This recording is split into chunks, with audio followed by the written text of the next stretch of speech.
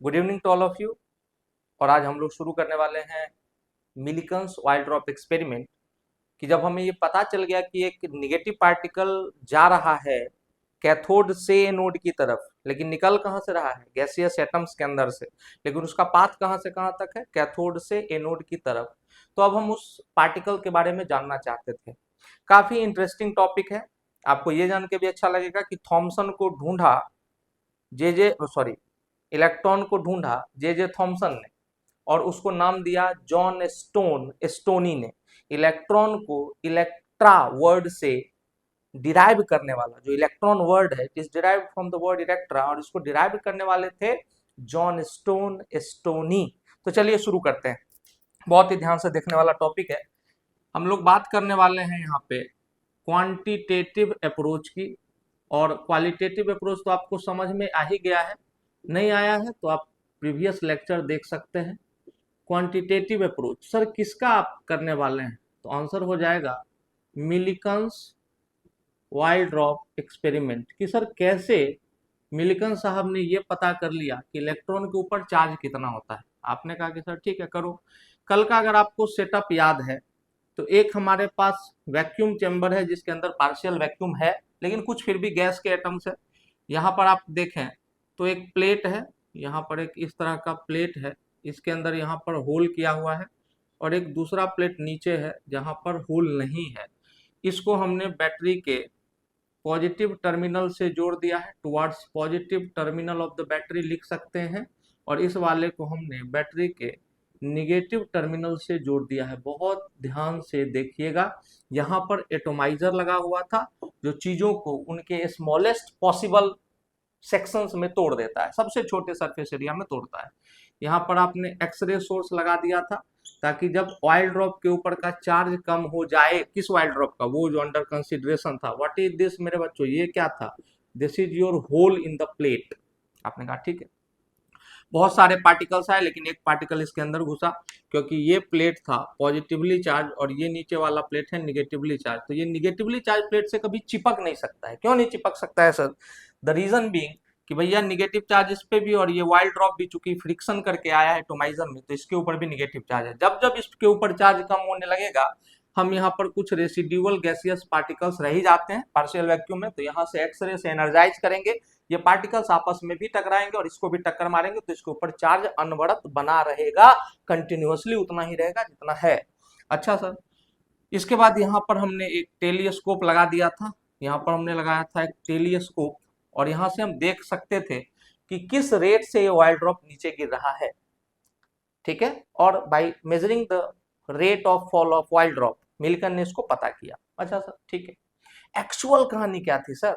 Actual कहानी ये थी कि इस बर्तन को, ये जो कंटेनर है, इसको ऐसे घुमा लीजिए आप, तो आपको पता चलेगा कि यहाँ पर एक प्लेट है जो कि पॉजिटिवली चार्ज है, और यहाँ पर जो प्लेट है वो निगेटिवली चार्ज है। ये पॉजिटिवली चार्ज प्लेट क्यों है? क्योंकि इसको हमने बैटरी के पॉजिटिव टर्मिनल से जोड़ के रखा था। आप ऐसे देखें तो आपको 3 डायमेंशन में शायद विजुअलाइजेशन जो है वो ज़्यादा होगी। ये देखिए, ये ऐसा प्लेट है, और ये प्लेट निगेटिव चार्ज था और ये प्लेट पॉजिटिवली चार्ज था। तो आपको पता है कि पॉजिटिव प्लेट से निगेटिव प्लेट की तरफ कुछ अदृश्य लाइनें जाएंगी और एक इलेक्ट्रिक फील्ड क्रिएट करेंगी। जैसे आपको याद होगा, बिल्कुल याद होगा, क्या याद होगा सर? जैसे मैग्नेटिक पोल्स होते हैं तो उनके बीच में मैग्नेटिक फील्ड क्रिएट हो जाता है, वैसे इलेक्ट्रिक प्लेट्स के बीच में इलेक्ट्रिक फील्ड क्रिएट होगा।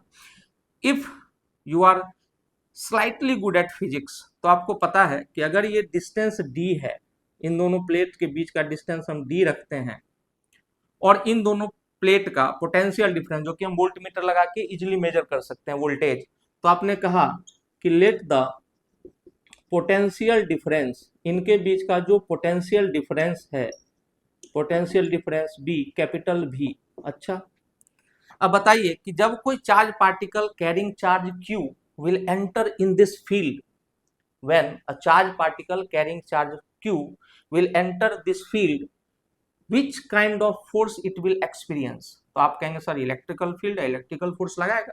इसका मतलब कि हम लिख सकते हैं द फोर्स experienced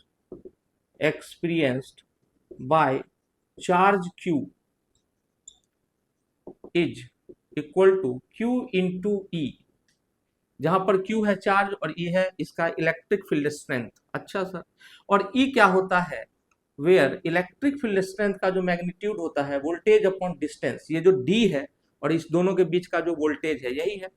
अच्छा सर, बिल्कुल सही बात है। इसका मतलब कि आप इक्वेशन 1 को रीराइट करिए।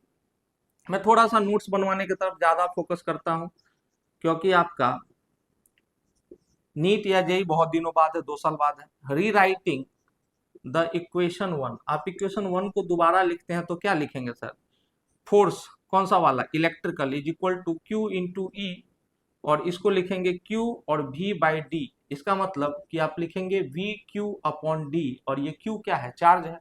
अच्छा, क्या आपने केस को समझा है सर? हाँ हम जानते हैं, तो आप बनाइए पहले। This is case 1। केस 1 है when the plates are connected, जब दोनों के दोनों प्लेट कनेक्टेड थे, connected to the power source. अच्छा, जब आपने पावर सोर्स से कनेक्ट करके रखा था तभी तो जो ये ड्रॉप थे इसको पॉजिटिव प्लेट ने खींचा नीचे की तरफ और निगेटिव प्लेट ने धक्का दिया। मैंने बताया था कि बहुत कम गैप होता है, तो ये इक्विलिब्रियम में बिल्कुल बीच में रुक जाता है। निगेटिवली चार्ज प्लेट के ऊपर गिर नहीं सकता है क्योंकि इसके ऊपर खुद नेगेटिव चार्ज है, तो रिपेल करके बिल्कुल हवा में से लटक जाता है। आपने कहा ठीक है। When the plates are connected to the power source, battery से अगर हमने पॉजिटिव निगेटिव को कनेक्ट किया हुआ है, उस समय की कहानी है कि अब इसका फ्री बॉडी डायग्राम, जैसे मान लीजिए मैं इस डॉट से रिप्रेजेंट कर रहा हूँ इस वाइल ड्रॉप को, इसके ऊपर कौन सा फोर्स लग रहा है नीचे, तो देखिए ये प्लेट इसके ऊपर की तरफ फोर्स लगा रहा है, ऐसे कुछ इसके ऊपर फोर्स लगाएगा क्योंकि चिपकने देना नहीं है इसको, तो यही फोर्स हम बता रहे हैं F इलेक्ट्रिकल है, जो कि हमने निकाला है अभी, वी क्यू अपॉन डी है। अच्छा, और जो नीचे की तरफ है, वो मास इंटू ग्रेविटी है। आपने कहा हाँ सर बिल्कुल, इसमें कहीं से कोई दो राय नहीं है। अगर हम इसको आगे बढ़ाएं, बोर्ड और कैमरा, हर चीज का एस्पेक्ट देखना पड़ता है कि आपको कम से कम दिखे चीजें, तो आप यहाँ तक नोट कर सकते हैं, आप स्क्रीनशॉट ले सकते हैं, आपके हाथ में तकनीक है, आगे बढ़िए। तो जब आप देख रहे हैं यहाँ पे कि ऊपर की तरफ फोर्स है कि यूजिंग द इक्विलिब्रियम, आप इक्विलिब्रियम ऑफ फोर्स, जितना ऊपर फोर्स है उतना ही नीचे है, using the equilibrium of force, आप क्या लिख सकते हो सर, आप लिख सकते हो कि जो इलेक्ट्रिकल फोर्स है वही ग्रेविटेशनल फोर्स यानी mg के बराबर है, तो वी क्यू अपॉन डी को हम लिख सकते हैं मास इंटू ग्रेविटी। अब क्या है कि हमको मास अगर निकालना हो तो मास को हम क्या लिख सकते हैं, डेंसिटी इंटू वॉल्यूम, तो जो वाइल होगा उसकी डेंसिटी नोन होगी, और यहाँ पर देख लें आप 4/3 पाई आर क्यूब, मैं इसको डॉट से रिप्रेजेंट कर देता हूँ, 4/3 पाई आर क्यूब, बहुत प्यार से देखिएगा सर। तो चूंकि डेंसिटी बराबर क्या होता है, मास बाय वॉल्यूम, तो मास इक्वल टू क्या हो जाएगा, डेंसिटी इंटू वॉल्यूम, तो डेंसिटी ऑफ ऑयल को हम किससे रिप्रेजेंट कर रहे हैं, रो, आर एच ओ।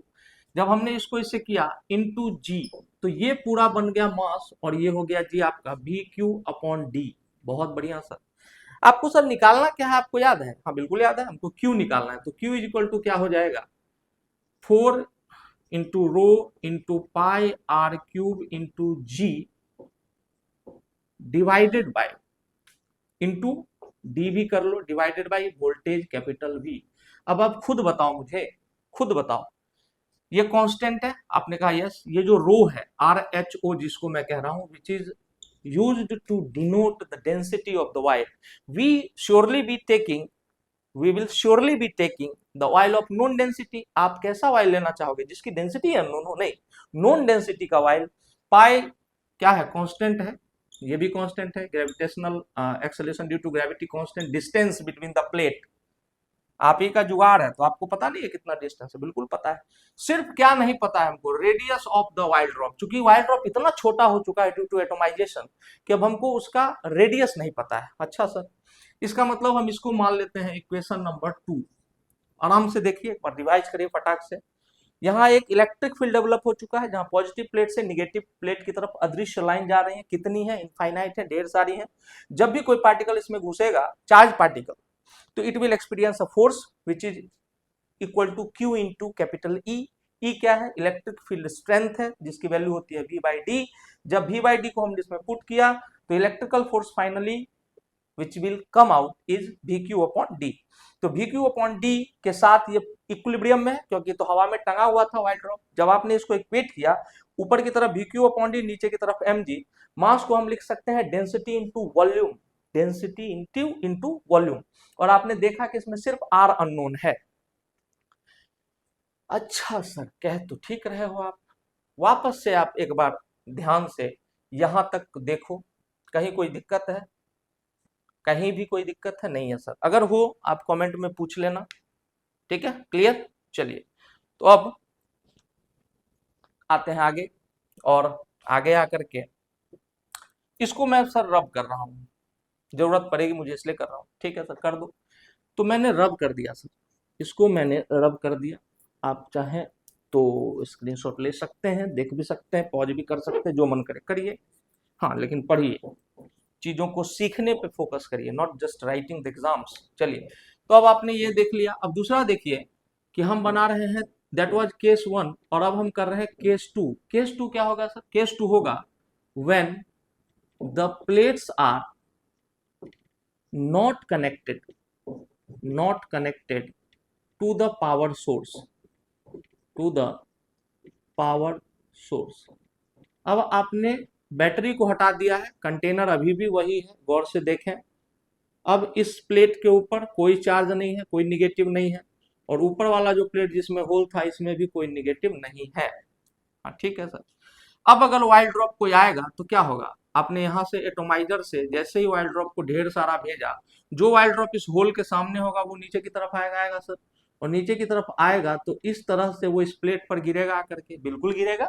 अब इसको रोकने वाला कौन है? क्योंकि ये इलेक्ट्रिक फील्ड खत्म, कहानी खत्म।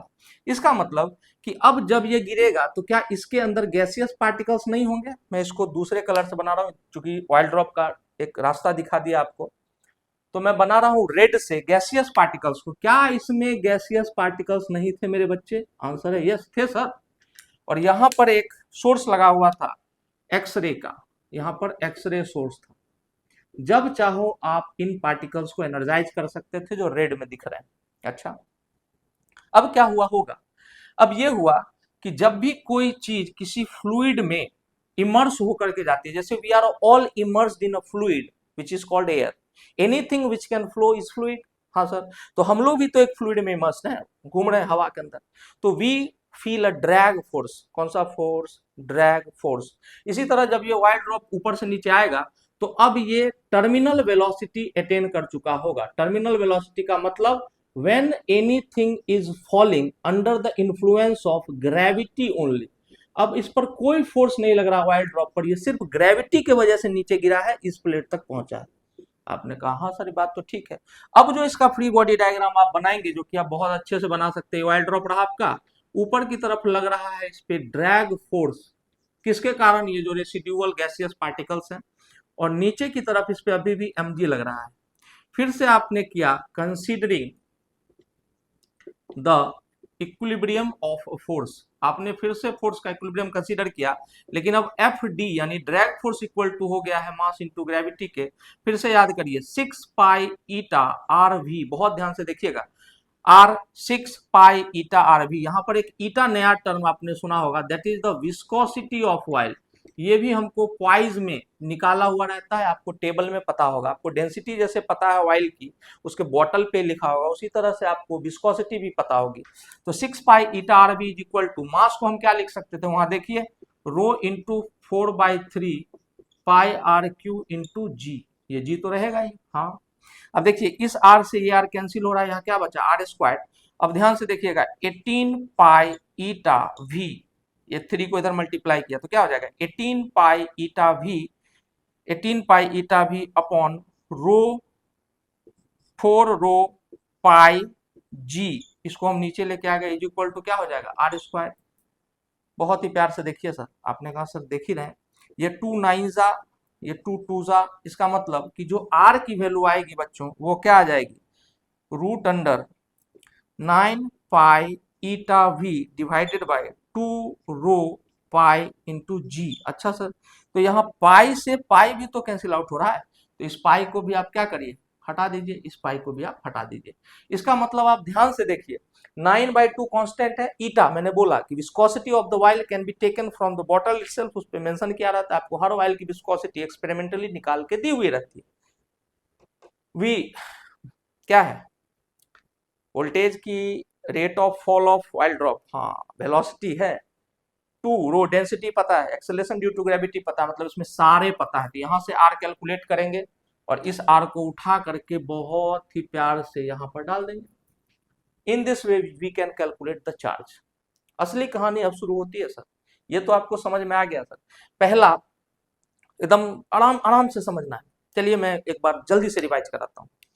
हमने बोला कि मिलिकन साहब ने क्या किया, एक प्लेट को पॉजिटिव चार्ज रखा, एक प्लेट को नेगेटिव चार्ज रखा। जब ऑयल ड्रॉप जिसके ऊपर ऑलरेडी नेगेटिव चार्ज डेवलप था ड्यू टू रबिंग एटोमाइजेशन के दौरान, तो वो सीधा आया और नीचे की तरफ गिरा। जब वो नीचे की तरफ आ रहा था, तो उसके जस्ट नीचे निगेटिवली चार्ज प्लेट को हमने तैनात कर रखा है। Negative charge plate will repel the negatively charged oil drop and it will become stationary in between, दोनों प्लेट के बीच में वो टंग जाएगा हवा में।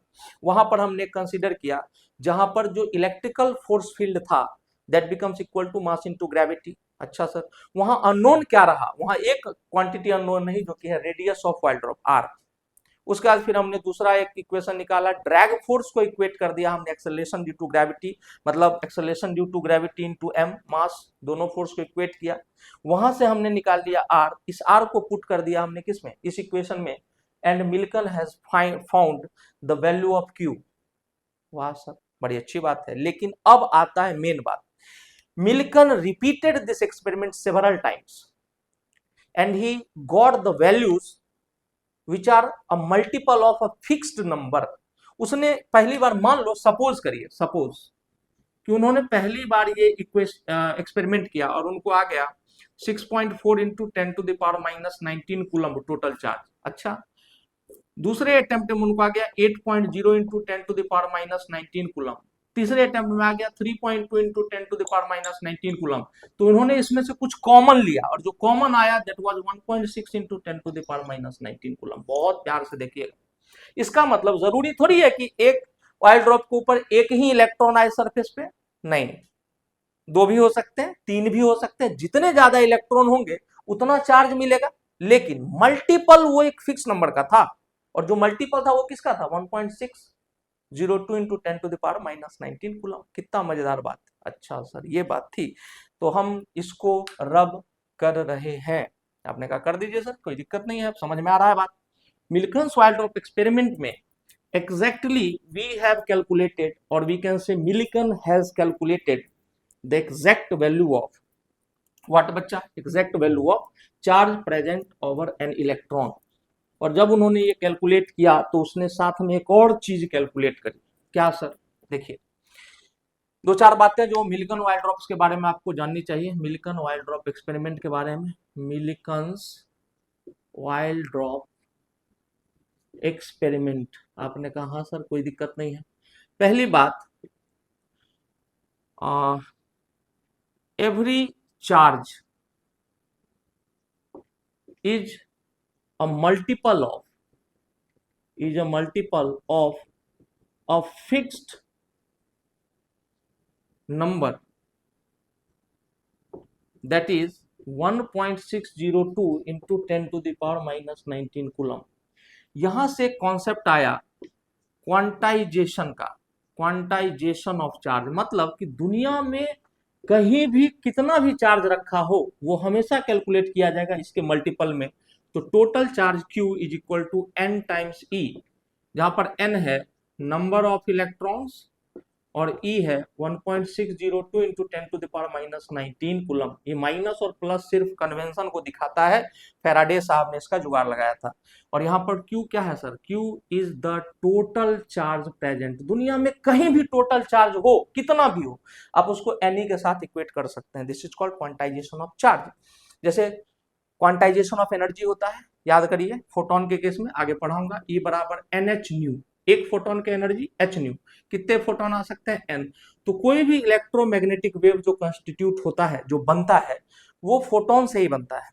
हालांकि उसको लाइट के केस में फोटोन कहते हैं, बाकी इलेक्ट्रोमैग्नेटिक वेव्स के केस में क्वांटा कहते हैं, the plural form of quantum. आपने कहा सर अच्छी बात है, यहां तक समझने में कोई दिक्कत? चलिए, बहुत बढ़िया माहौल बना हुआ था। थर्ड पॉइंट देखिए। अच्छा सर क्या है थर्ड पॉइंट? अगर हम लोग याद करें, एक टर्म अपन ने कैलकुलेट किया था which was called specific charge ratio, कर लीजिए। हाँ सर याद है, क्या होता है? E/m। इस पूरे की वैल्यू क्या आती है? 1.758820 इंटू 10⁻11 कूलम पर केजी। आपने कहा हाँ सर ये भी याद है। इसी को हम थोड़ा सा अच्छा करके लिख लेते थे, 1.76 इंटू 10⁻11 कूलम पर केजी। आपने कहा ये भी ठीक है, ये भी ठीक है, जानते हैं हम लोग। तो अगर हम याद करें कि ये E/m है, अगर हम ऊपर में चार्ज रखें, क्योंकि वो हम कैलकुलेट कर चुके हैं, charge present over an electron when it gets divided by E/m ratio. तो याद करिए, ऊपर में चार्ज है, नीचे में चार्ज बाय मास है, क्या बचेगा? मास ही तो बचेगा। इसका मतलब कि अगर हम 1.602 इंटू 10⁻⁻19 को डिवाइड करें 1.76 इंटू 10⁻11 से, अगर डिवाइड करें, व्हाट विल वी गेट? आपको पता है ये ऊपर जाएगा तो क्या हो जाएगा? निगेटिव हो जाएगा। याद रखिए 19 और 11 ये भी माइनस बन जाएगा ना, ऊपर जाएगा -11, it will get 30।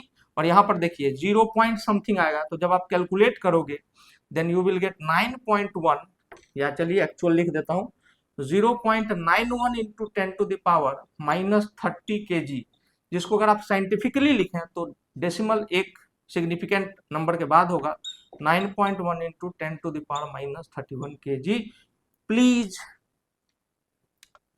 Please mention it in your brain with clarity that when we actually found the charge present over an electron and it will get divided by the specific charge ratio of an electron, we will get the actual mass of an electron। Spectroscopy तब तक develop हो चुकी थी, हम spectroscopy से भी मास निकाल सकते थे, बट हमने निकाला कैसे? Mathematically. And when the data which is coming out by mathematical induction conforms with the data coming out with spectroscopy, तो डीजे बजेगा, मजा आ जाएगा कि नहीं आ जाएगा? बिल्कुल आएगा सर। ठीक है, बताइए कोई दिक्कत? अच्छा, ये एक अजीब आदत है, पढ़ाते पढ़ाते शिक्षकों को हो जाती है। कौन सी आदत? कि बोलो, बताओ, टेल मी, राइट और नॉट, ऐसे करके कोई टीचर बोलते हैं।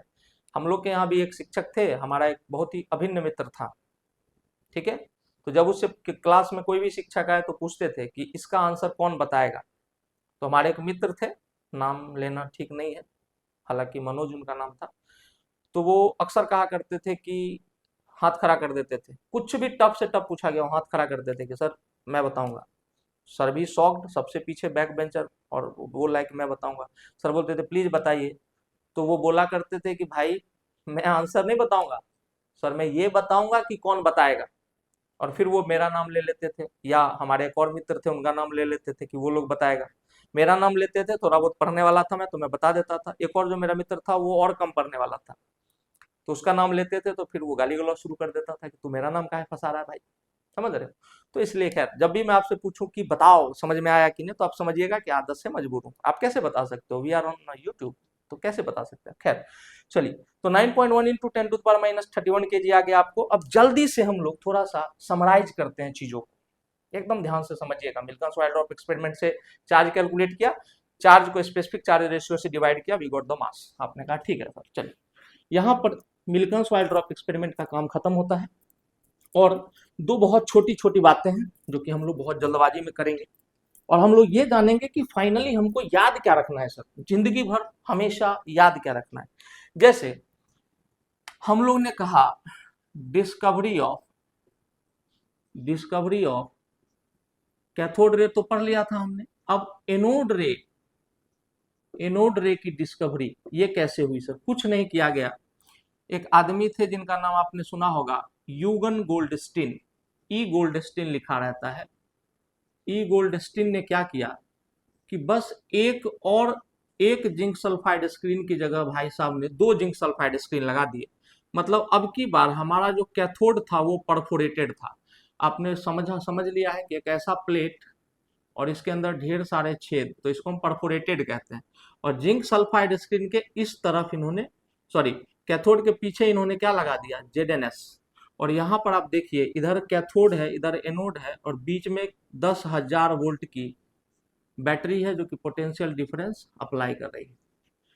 अगर थॉमसन ने ही दोनों साइड जिंक सल्फाइड स्क्रीन लगा लिए होते तो थॉमसन को ही क्रेडिट मिल जाता एनोड रे के भी डिस्कवरी का। लेकिन एक बात है जो नया है इसमें सीखने लायक, ऑब्वियस सी बात है कि अगर हम इधर भी एक जिंक सल्फाइड स्क्रीन लगा दे अगर, तो इधर तो जाके टकराएगा कौन सा पार्टिकल, निगेटिव पार्टिकल। क्यों? क्योंकि ये वाला इलेक्ट्रॉन पॉजिटिवली चार्ज है, निगेटिव वाले इधर खिंच जाएंगे। और जो पॉजिटिव वाले पार्टिकल होंगे जो कि संख्या में बहुत कम होंगे, वो इधर की तरफ मूव कर जाएंगे। ये कैसे पार्टिकल्स हैं? These are the particles which are constituting the anode ray. इनके अंदर जो गैसेस थी, याद है आपको, तो वह गैसेस आयनाइज हुई। आयनाइज हुई तो निगेटिव वाले पार्टिकल तो इधर चले आए, क्योंकि इलेक्ट्रॉन चाहे किसी भी एटम का हो सेम होगा। ऑक्सीजन का एक इलेक्ट्रॉन हो, चाहे कार्बन का एक इलेक्ट्रॉन हो, चाहे हाइड्रोजन का एक इलेक्ट्रॉन हो, all will have same mass and same charge. But जब आप पॉजिटिवली किसी को आयनाइज करते हो, लेट सपोज मानो यहाँ हीलियम गैस होती, तो हीलियम गैस के पास दो ऑप्शंस थे। एक तो वो कि एक He++ इलेक्ट्रॉन में कन्वर्ट हो जाए, इलेक्ट्रॉन इधर चला जाएगा अपनी इस तरफ, एनोड रे कैथोड रे को कंस्टिट्यूट करेगा, और He+ अपोजिट डायरेक्शन में चला जाएगा, क्योंकि ये वाला प्लेट निगेटिवली चार्ज है। आपने कहा यस। ये भी तो हो सकता है कि He+ चला जाए He2++ इलेक्ट्रॉन में, क्योंकि भैया इसके अंदर तो दो इलेक्ट्रॉन होते हैं। इसका मतलब कि अगर He+ भी गया तो भी इधर ही टकराएगा जिंक सल्फाइड स्क्रीन से, और अगर He2+ भी गया तो भी टकराएगा इधर ही जिंक सल्फाइड स्क्रीन से। अगर इसमें सिर्फ हाइड्रोजन गैस हो तब हमको मिलेगा H+, जिसको हम कहते हैं proton. The discovery of proton is possible only if the gas present in the discharge tube is hydrogen. कौन सा गैस? हाइड्रोजन। कौन सा गैस? हाइड्रोजन। तो आयनाइज होकर इलेक्ट्रॉन इधर और H+ इधर। आपने कहा ठीक है। इसीलिए हम यहाँ पे एक बात लिख रहे हैं। पहला बात तो ये है कि इन्होंने क्या डिस्कवर्ड किया, तो ही डिस्कवर्ड प्रोटॉन। और प्रोटॉन की डिस्कवरी कब होगी? जब इस डिस्चार्ज ट्यूब में, कैथोड रे ट्यूब में कौन सी गैस भरी जाएगी? H2 gas. आपने कहा ढूंढ लिया सर आपने, लेकिन अदर कोई गैस होगी तो क्या प्रोटॉन ही निकलेगा क्या? नहीं, कोई भी पार्टिकल निकल सकता है।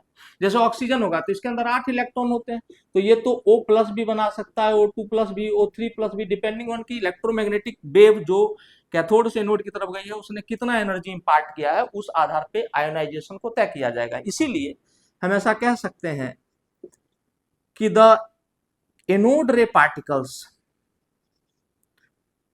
The anode ray particles are depending upon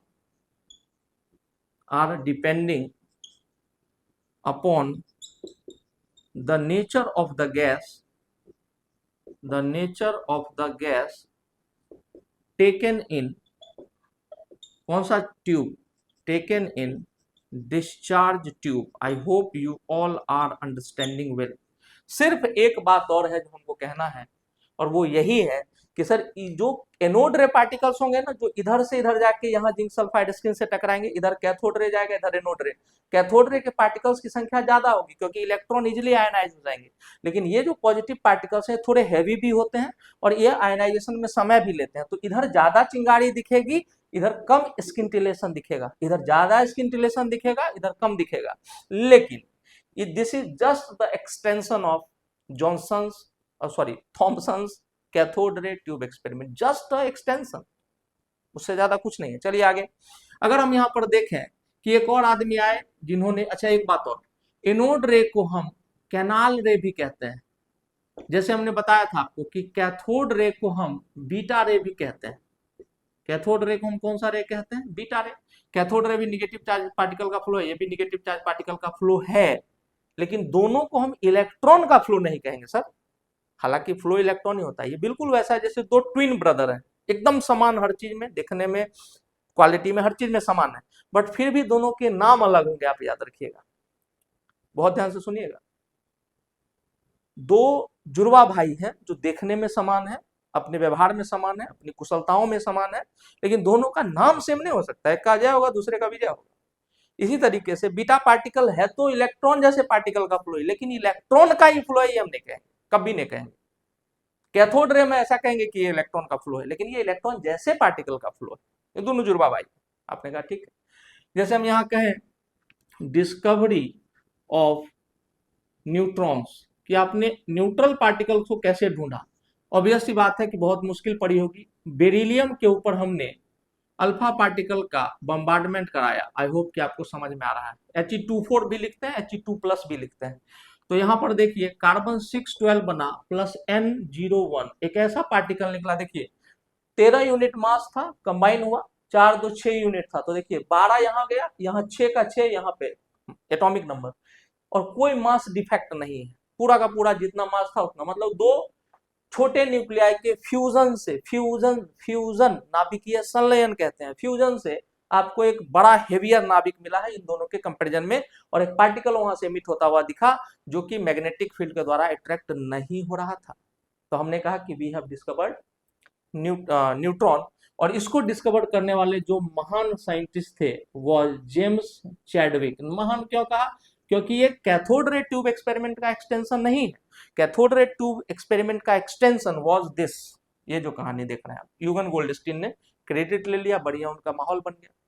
अच्छा, हम तब तक स्पेक्ट्रोस्कोपी डेवलप कर चुके थे, तो आपको पता है कि मास ऑफ प्रोटॉन, जिसको हम AMU 1 AMU भी कहते हैं, तो मास ऑफ प्रोटॉन आपने निकाला 1.673 इंटू 10⁻⁻27 kg, और मास ऑफ न्यूट्रॉन आपने निकाला स्पेक्ट्रोस्कोपी से 1.675 इंटू 10⁻⁻27 kg। अच्छा देखिए 675 है, ये 673 है, तो दोनों सेम नहीं होता है, लगभग समान है, लेकिन न्यूट्रॉन थोड़ा सा ज्यादा भारी होता है कंपेयर टू प्रोटॉन। जरा सा नेग्लेक्ट कर सकते हैं लेकिन करते नहीं है।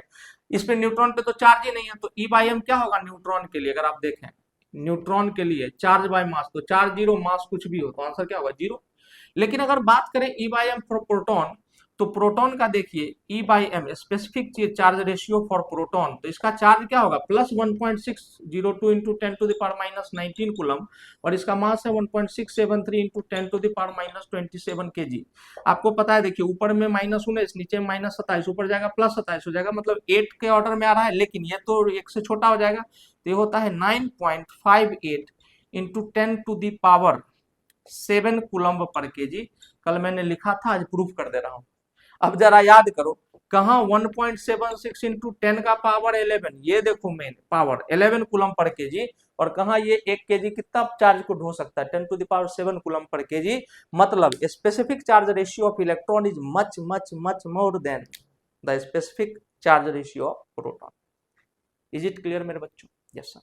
अगर आप कहेंगे तो मैं इसी वजन को 1 AMU हम लोगों ने मान लिया। एक्चुअल में था डेफिनेशन ऑफ 1 AMU कि 1/12 of the weight of 1 atom of C12।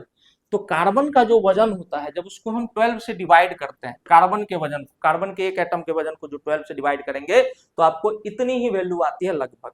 तो एक प्रोटॉन के वजन को हम क्या मान लिए? 1 AMU के बराबर होता है। अच्छा सर, याद क्या रखना है? सर आपने कुछ कहा था, तो final final final final before ending this lecture, this the very useful lecture, आपको याद क्या रखना है वो बड़े ध्यान से देखिए। यूट्यूब पे थोड़ी समय की भी सीमाएं हैं, बड़ा मजा आता है वैसे नहीं तो, बट ठीक है ठीक है ठीक है। तो मैं यहाँ पर एक बॉक्स ऑफ नॉलेज बना रहा हूँ BO के, which you have to memorize. अब सब कुछ निकालना सिखा दिया तो रट लेना। जैसे मैं यहाँ पर लिखूं इलेक्ट्रॉन, यहाँ पर लिखूं प्रोटॉन, और यहाँ पर लिखूं न्यूट्रॉन, तो हमको याद क्या क्या रखना है बड़े ध्यान से समझिएगा। हम यहाँ पर लिख रहे हैं सबसे पहला पॉइंट, डिस्कवरर। किसने डिस्कवरी की? इलेक्ट्रॉन के डिस्कवरर थे J.J. थॉमसन। याद करिएगा, खोजा थॉमसन ने, और नाम किसने रखा? John stony. It was named by, electron was named by किसके द्वारा सर? John stony. इसने इलेक्ट्रा वर्ड से इलेक्ट्रॉन शब्द का खोज किया। प्रोटॉन को खोजने वाले महान साइंटिस्ट E. गोल्डस्टेन थे, और न्यूट्रॉन को खोजने वाले साइंटिस्ट थे J. चैडविक, यानी कि जेम्स चैडविक साहब। कहीं कोई दिक्कत नहीं है। ये पूछेगा क्या सर? नहीं पूछेगा, मैचिंग टाइप में आ भी सकता है, नीट वीट में कोई ठीक नहीं है। आगे देखिए, मास की बात करते हैं। इलेक्ट्रॉन का मास आप सबको नींद में भी याद है 9.1 इंटू 10⁻³ kg। प्रोटॉन का हमने बताया 1.673 इंटू 10⁻27 kg, जिसको कि हम 1 mu भी कहते हैं। 1.675 इंटू 10⁻27 kgs, दोनों का मास लगभग बराबर होता है। अच्छा, मास के बाद आपने कहा मास इन AMU, ये डायरेक्ट क्वेश्चन हो सकता है नीट वगैरह में। तो 5.485 इंटू 10⁻⁻4 AMU, या आपको डायरेक्टली 0.0005 AMU कहीं कहीं पर लिखा मिलेगा, घबराने की आवश्यकता नहीं है, दोनों ठीक है। अब ऑब्वियस सी बात है ना यार कि इतना केजी बराबर 1 AMU, तो इतना केजी बराबर कितना AMU, आंसर क्या आएगा, ये वाला 0.0005 AMU, दोनों में से कुछ भी।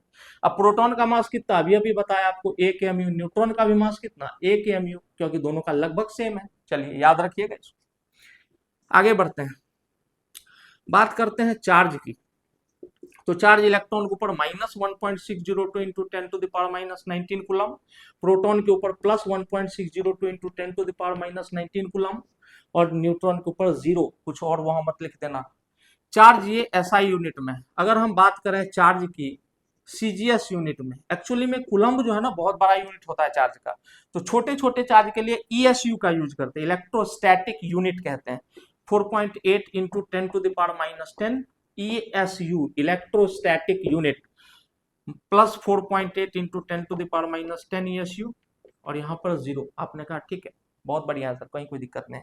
अगर हम बात करें रिलेटिव चार्ज की, बहुत ध्यान से देखिएगा, तो इलेक्ट्रॉन पे -1, तो इस पे +1, इस पे 0, आपने कहा भी ठीक है। और last but not the least, specific charge ratio, तो आपने कहा इलेक्ट्रॉन का होता है सर 1.76 इंटू 10⁻11 कूलम पर केजी, इसका होता है 9.58 इंटू 10⁻7 कूलम पर केजी, और इसका होता है 0, मतलब न्यूट्रॉन खुद ही चार्जलेस होता है, तो क्या ही चार्ज को ढोएगा एक जगह से दूसरी जगह तक। This table you have to memorise बच्चा, you can take the screenshot of this, and आपको ये टेबल मेमोराइज करना पड़ेगा। चलिए जल्दी से समराइज करते हैं, अभी तक हम लोगों ने क्या क्या पढ़ा है। हम लोगों ने पढ़ा कि मिल्कन वाइल्ड ड्रॉप एक्सपेरिमेंट के अंदर क्वालिटेटिव और क्वांटिटेटिव अप्रोच दोनों होते हैं। क्वांटिटेटिव अप्रोच में हमने ये जाना कि उस ऑयल ड्रॉप के सरफेस पे कभी 3 इलेक्ट्रॉन आ सकते हैं रबिंग के दौरान, कभी 4 इलेक्ट्रॉन आ सकते हैं, लेकिन एक बात कॉमन थी कि एक फिक्स्ड संख्या के मल्टीपल में नंबर हमको मिल रहे थे, that number was 1.602 into 10⁻19 coulomb. तो इलेक्ट्रॉन पे होना हो, एक इलेक्ट्रॉन पे पक्का यही चार्ज होता होगा। जब हमको इलेक्ट्रॉन का चार्ज पता चल गया, तो हमने charge divided by specific charge ratio किया, तो हमको मास भी पता चल गया। और खूबसूरती तब हुई, डीजे तब बजा जब उतना ही मास आया बाय स्पेक्ट्रोस्कोपी ऑल्सो। तो आपने कहा सर बहुत अच्छी बात है, ये तो खुशी की बात है। उसके बाद हम लोग आगे बढ़े, तो हमने देखा कि कैथोड रे ट्यूब एक्सपेरिमेंट जैसे हुआ था, एकदम सेम एक्सपेरिमेंट, बस परफोरेटेड कर दिया हमने एनोड को और उसके पीछे जिंक सल्फाइड स्क्रीन लगा दिए। तो हमने देखा कि जिस तरह निगेटिव पार्टिकल पॉजिटिव इलेक्ट्रोड की तरफ खींच रहे थे, उसी तरह पॉजिटिवली चार्ज पार्टिकल कैथोड की तरफ खींच रहे थे। और वो पॉजिटिवली चार्ज पार्टिकल प्रोटॉन तभी होंगे जब गैस सिर्फ कौन सी हो, हाइड्रोजन के थोड़े मॉलिक्यूल हो उसके अंदर। अगर नेचुरल एयर है या रेसिड्यूअल गैसेस हैं, हवा की सारी गैसेस हैं, तो वो पार्टिकल कुछ भी हो सकता है। इसलिए हमने कहा कि कैथोड रे पार्टिकल्स का कैरेक्टरिस्टिक इंडिपेंडेंट होता है the nature of the gas taken in the discharge tube and the nature of the electrode से, लेकिन the characteristic of anode ray particles या canal ray particle is depending upon the gas taken in the discharge tube. तभी तुमको hydrogen लेना पड़ रहा है if you want the proton to move from cathode to anode. तो इनको कहा हमने, क्या कहा, सॉरी, एनोड टू कैथोड, तो इसको हमने क्या कहा, एनोड रे। अगर एनोड की तरफ से आ रहा है और कैथोड की तरफ जा रहा है तो एनोड रे, कैथोड की तरफ से आ रहा है और एनोड की तरफ जा रहा है तो कैथोड रे। आपने कहा ठीक है सर, थोड़ा सा इसको टाइम देकर समझेंगे, समझ में आ जाएगा।